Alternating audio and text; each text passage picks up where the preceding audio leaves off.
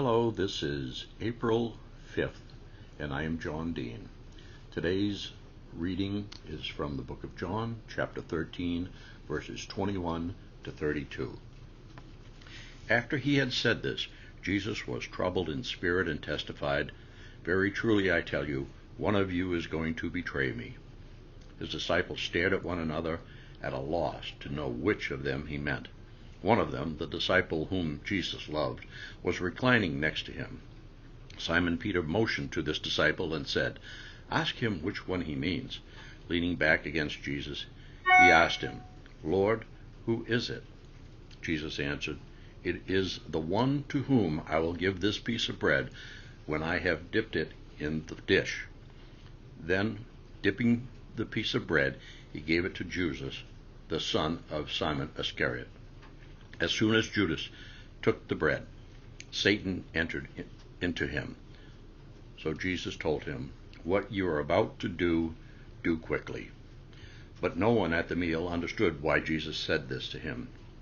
Since Judas had charge of the money, some thought Jesus was telling him to buy what was needed for the festival, or to give something to the poor.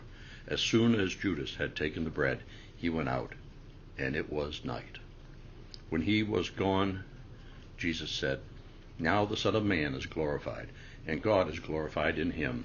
If God is glorified in him, God will glorify the Son in himself, and will glorify him at once." The author of today's devotional writes, "I arrived at the hospital as a student chaplain and heard from my peers about a terrible scene the night before. A truck driver had hit a young boy. Both were brought to the hospital by ambulance, where the boy was pronounced dead.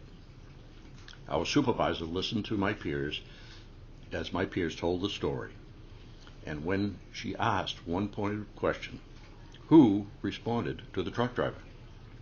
Her question silenced us. No one, it seemed, had thought to give a moment of grace to someone who had surely unintentionally inflicted such harm. I can't read about Judas without thinking of this story.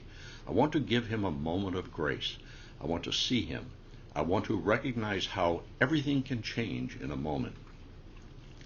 Jesus gave his very body and blood to his disciples, and Judas was there at the table. In the reign of God, there is expansive, eternal, limitless grace for every wounded or wounding heart, freedom for all of us who cannot free ourselves.